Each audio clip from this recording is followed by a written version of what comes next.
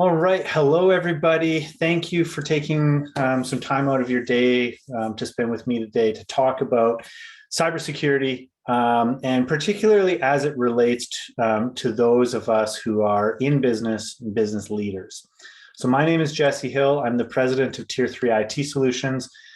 This is what we call our brand commitment, which you'll see is very much about, connecting with people, building relationship, helping you leverage technology to enhance efficiency and profitability. And our third sentence here is all about helping you to secure your business and your data and the technology that you're using. And that's a big part of what we're talking about here today. And at the end of the day, our business exists to help build stronger businesses for ourselves and for our clients and for our communities. So we believe strongly that technology is a strategic tool in your business to help you achieve business goals. There are solutions that technology can offer to help you overcome business challenges. And importantly, across our entire client base, no two strategies are the same. So we always have to be willing to tweak them. So our content here today is very heavily about cybersecurity, and you'll notice when we sent out the invitations for this webinar that this is a series. Our intention is to run a session every 2 weeks, and in each of those, we'll be touching on different components of cybersecurity. Today, we're going to focus it's the beginning. So we're talking about why cybersecurity is important. We're going to talk about some of the types of threats that are facing businesses in the technology field. And we'll start setting the stage for our next sessions, which are a little bit more in detail about what you can do to help improve cybersecurity in your organization. Again, full disclosure, there's a lot of content here, and we've worked hard on getting this put together, and we'll be happy to share this with you all afterwards. But the reality is that when we talk about cybersecurity and cybercrime, it's growing exponentially. We're finding that more and more business owners are concerned about cybersecurity. They're hearing about it in the news, they're reading about it online. They probably have had some kind of experience with it. Not only is cyber attacks and cybercrime becoming more frequent and more commonly seen, they are having a larger impact. We'll see down here the average cost of a data breach is being reported at just under $150,000, and it's probably a U.S. number. The scary thing about this is that 51% of small businesses still don't have any defined budget for cybersecurity. Many of our clients and many of you on this call, we've gone through cyber insurance applications, and there's always a thing in there about, are you going to spend more or less? And the reality is that we all need to get ourselves in a mindset where this is something that we're investing in to help cut down our risk. And when we get into it, we start finding out that many organizations, not only are they not allocating budget, but they're not, proactively thinking about how they're doing even some of the basic things. I was really shocked when I saw this of how many organizations don't have endpoint protection, meaning antivirus solutions. We still meet businesses, that become clients that don't have a backup solution in place. And this is particularly troublesome because, as we know, these attacks are getting more sophisticated and causing more damage. We see in the bottom right-hand corner here, one of the big ones, over 91% of attacks are initiated by email. And we'll talk a little bit about that, on the coming deck here. So like I mentioned, we're going to talk a little bit about cybersecurity threats. And the most common entry point of these attackers is through email. And there's two ways that they go about, taking advantage of people out there. One is through the spray and pray method, right? And this is the traditional phishing model where somebody has acquired a list of email addresses, usually from a compromised source on the dark web, or maybe they found a distribution list online. And it's the spray and pray model, where you get a quite obviously canned message that goes out to tens or hundreds of thousands of people all at once. It's fairly unsophisticated, and they're usually trying to trick you into clicking a link and sharing information, usernames, passwords, those types of things. The other side of the phishing, where we're seeing a lot more activity, is what's called spear phishing. Now, I think you can infer from putting spear in front of there that it's much more targeted.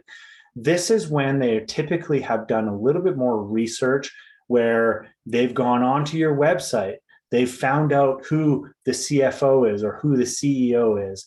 They've gone on LinkedIn. They're running a couple of campaigns at the same time, and they're getting to the point where they are actually wanting to learn about your specific activities. I use the example all the time of just picking up the phone and calling a business and asking for the controller. If I did that every single week throughout the year, eventually the person who answers the phone is going to say, sorry, they're away for a couple of weeks. Well, now I know that I can start working on my particular attack. And these types of attacks are getting much more common, where up to 80% of security incidents are being traced back to some form of phishing. So we're going to talk later about in later sessions, about how to protect your organization against these threats. Today is just a bit of an overview of the main ones. A distributed denial of service attack, or a DDoS. This is one that it is fairly common, but it's very difficult for a small business to, first of all, even identify that it's happening to them, or assess what the impact of it is. We saw this a couple of years ago. Essentially the internet on the entire East Coast of the US went offline for the better part of a day because of this denial of service attack.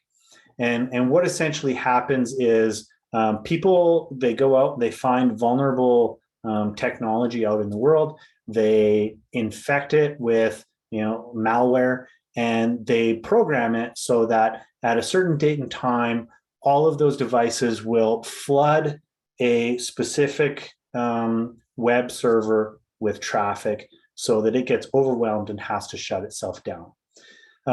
We don't see this, again, typically affecting small businesses like most of us are operating on here. But we did see it last summer, where many of the large voice over IP phone services were offline, and the denial of service, they were holding them hostage, trying to get a ransom out of them for that. The people who measure these things are saying that these attacks are increasing, again, exponentially, up 55% over last year. You may have heard of something called a man-in-the-middle attack, and this is essentially where you are accessing a service somewhere. This is, I think, typically where people start to talk about the risks of using public Wi-Fi, in coffee shops or airports, or anywhere where you're uncertain about the authenticity and the security on that network. And the concept with this is that somebody else on the network can run certain protocols that monitors the traffic between your computer and a web service. And what they want to do is they want to intercept that and eventually reroute the traffic through their server instead, and capture everything that's happening in the middle.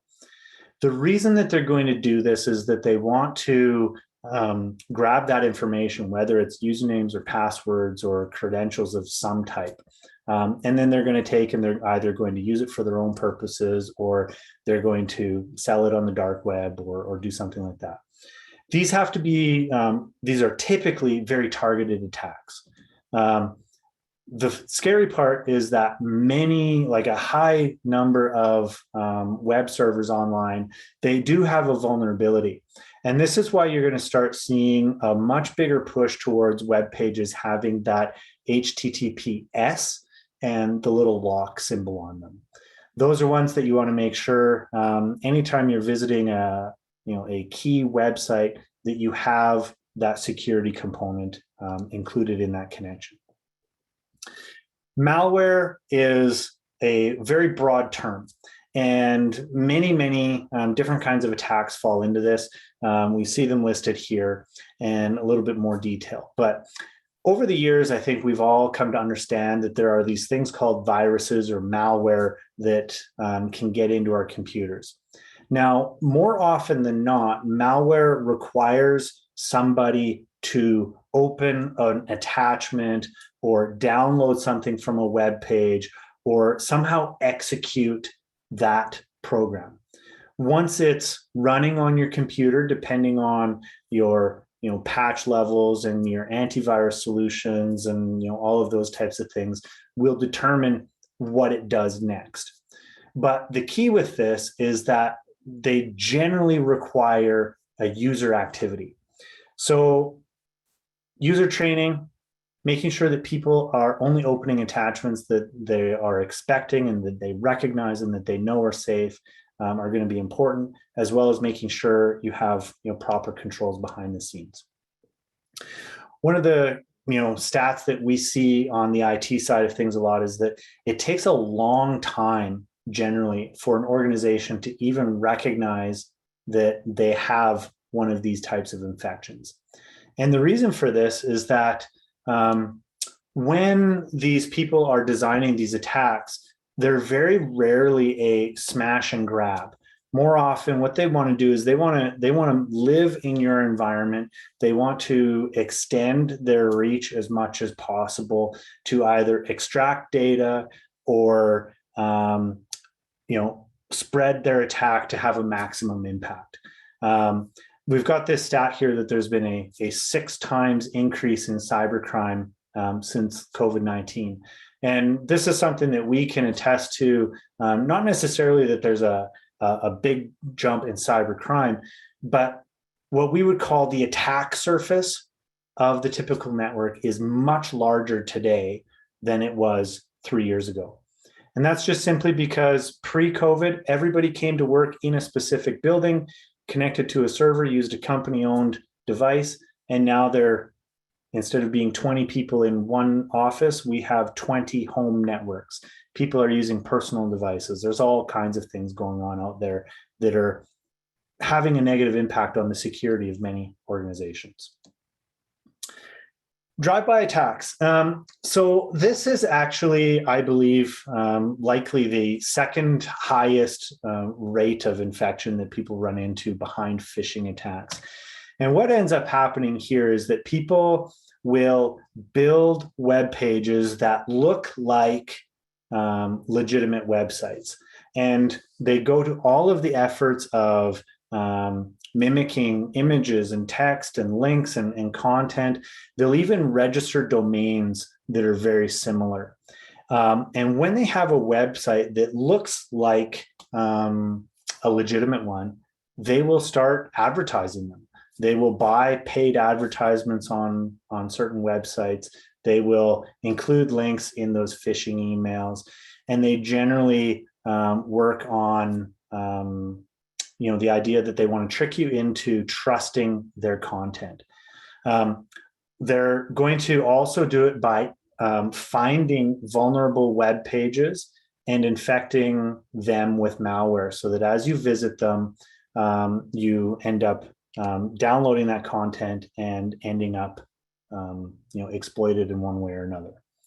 The important thing on these types of attacks is that user awareness, and I've already mentioned it a couple of times, is a big part of raising your security level, making sure that we have patch management, that we have antivirus, that we have all those things in place is going to help to protect you and your organization. And then passwords. We've talked about these many times with our clients, and the whole concept is that when you go to a web page that has sensitive information, you need to enter a username and a password in order to get into it. And as users, we all know that we have dozens, if not 100, passwords that we've had to save and figure out how to manage. Now, what happens is that hackers get into these websites, they steal usernames and passwords, and then they build programs to go out and run these other attacks to try to use them to get into financial websites and information websites. And the problem with this is that a high number of people reuse passwords. And so this is one for any of our clients on the call that we would highly recommend that there is a password manager that you have endorsed or enforced with your staff. We have a solution that we're rolling out that we'd like to talk to anybody on the call about, so we can take that off on another call. But the concept with it is that it's highly unlikely that anybody can remember unique passwords for all of their sites. So what you want to do is you want to use a password manager with a strong multi-factor authentication so that you can have unique randomized passwords for every single website that you log into rather than duplicating across all of them. You see 98% of cyber attacks rely on some kind of social engineering. And so that social engineering is just about understanding the person that you're attacking, collecting information from multiple sources, and then using that to create a profile of how you're going to compromise them. So some interesting facts. Who falls for phishing emails? IT is on here. 8% failure rate amongst IT people. But we see at the other end, we've got facilities, quality, marketing, and finance on here as well. And I don't know, I would assume that on the facility side, maybe they're not using computers quite as much, so they're not as familiar with what a fraudulent email might look like. But the fact that finance and IT and purchasing are on this list at the levels that they are tells us that the people that are designing these attacks have gotten to a level of sophistication where they are able to bypass people who should know better. Ransom response by sector. So this is basically showing us that when there is a ransomware attack, what area are they going after? We see high impact in insurance, consumer goods, telecom. Again, they're just moving a ton of data. They are a very valuable target when they can get into those types of organizations. I found this one really interesting, rates of password reuse. And so this is which industries, what kind of staff are reusing passwords on a regular basis. And we see healthcare, education, public services on here. I can attest, healthcare, boy, they're a group of people that they move around a lot. And unfortunately, that idea of maintaining a high level of cybersecurity is a challenge for them in those environments. Cyber insurance payments. So what this is basically saying is that not every claim that gets put in gets paid by the cyber insurer. So the important thing is that when you are filling out your cyber insurance applications, first of all, that you are accurate on your application. You don't want to end up in a situation down the road where there is a claim and your insurer comes back and says, well, you said yes to this and you actually did not have that. So we're going to deny your claim. You also want to make sure that your insurer understands the risk that they are covering. I can attest to this, that for the last 5-6 years, every year we got our renewal, we had a minimum 30% increase. And I would go back to our insurer and say, I don't think you guys understand what you're insuring. Are you sure you're charging us enough? And they always thought that that was strange, but I wanted to make sure that if we ever needed them, that they understood and that they would cover a claim that might get put in. Who was breached? We see, and this is going to be consolidated out of the US as well. Lots on healthcare, lots on finance, and we're seeing a lot more critical infrastructure. Down in the US, they had that big pipeline ransomware attack, and the meat packers, and many others that they've have made the news. And the thing is that the breaches that are reported in the news are a small fraction of the total, scope of what's happening out there. Ransom payments have skyrocketed in the last 10 years, but in the last 3 in particular, we see here that the average went up 82% from 100,000 to up to 600,000. Now, these numbers, I believe, are going to be skewed because we get those, the Colonial Pipeline, I think they paid, 15 million or something, and the meat packers paid 5 million. And so you get a couple of those really big ones that make the news, that drive these numbers up. There would also be many that are in the, smaller, under 100,000. But the point is that these ransom attacks, they are in this to make money. They want to get paid, so they do their best to make sure that there's a reason for them to collect that ransom. And this is just saying, the 73% of the firms that are, part of these surveys have a very to extremely concerned rating around cyber and cloud security. All right, what we're going to talk about next, we're just going to set the stage for our next session, which is in 2 weeks. A lot of content in these. I've got my Q&A open here, so if anybody has any questions, feel free to type them in, and I'll bounce over there. But we're going to set the stage. In our next session, we're going to spend more time talking about what are some of the things that you can do to help protect your organization. These concepts here are coming out of what are called the CIS controls. So offense informs defense, which is really about making sure that you are thinking proactively about how your systems are designed, what you're implementing, how you're training your people. The best defense is a good offense. If you choose to wait to invest in cybersecurity, chances are you're going to have 2 or 3 investments to make to catch up. Prioritization. The reality is cybersecurity is a journey, not a destination. And what we mean by that is that there is no finish line. You will never be able to say, we're cybersecurity, we are done. So you have to prioritize. You have to look at what are the highest risk and easiest gaps to fill. Start there first. Measurement and metrics. There's no point putting systems into place if you can't measure them. And we can help you if you have questions about any of the reporting and those types of things you'd like to see. Continuous diagnostics and mitigation. Again, this is about recognizing that and it ties in with automation, when we all go to bed, our computers are still on, the internet is still on. The people that are trying to attack our infrastructure and our businesses are still working away.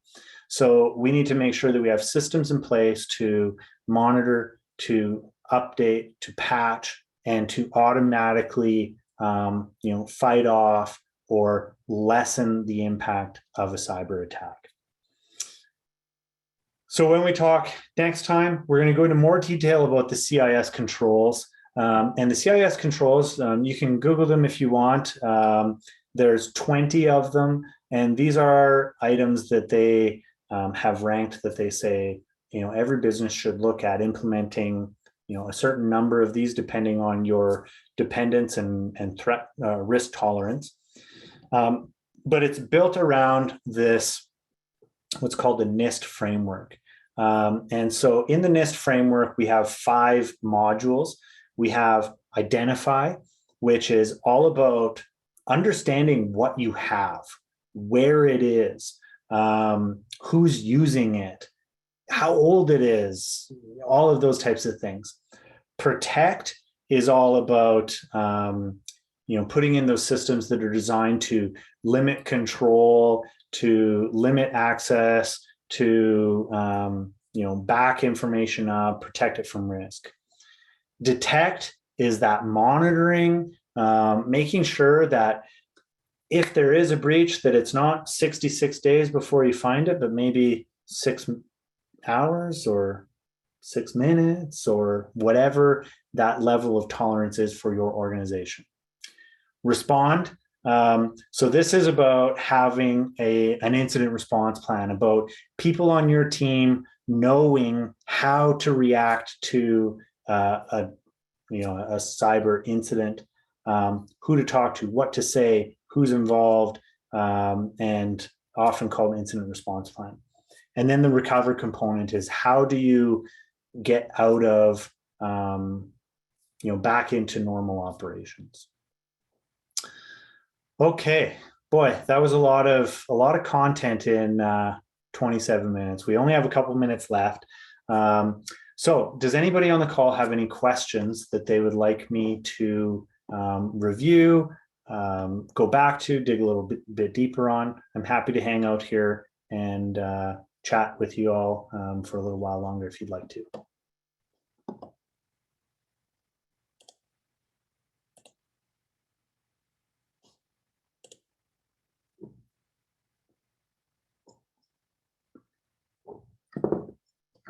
Okay, not seeing a lot on there.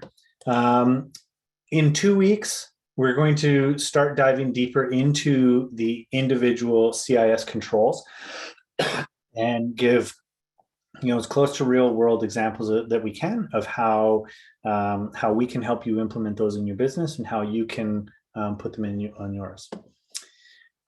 Okay, Colleen. So she'd like me to elaborate on password security to avoid duplication. And it sounds probably daunting to some people, and some people it sounds like it makes a lot of sense. But the concept here is that every single website or software package or anything that requires a username and a password, that the password that you use is unique in every single site. And when I say unique, years ago, we might have recommended that you have a base password that is, slightly modified depending on what site you're going into.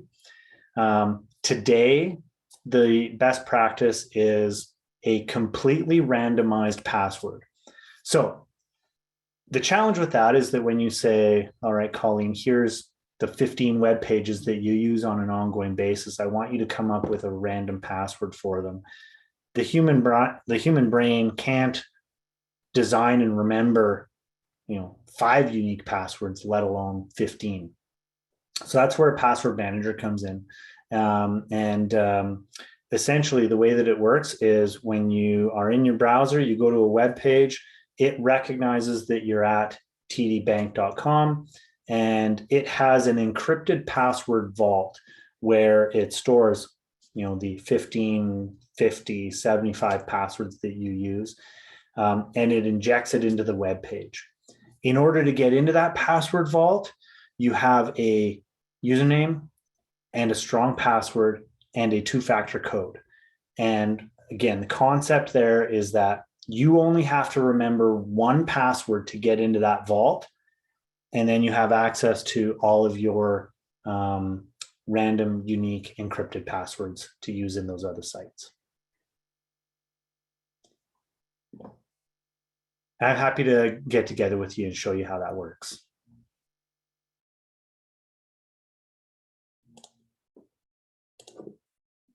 Any other questions?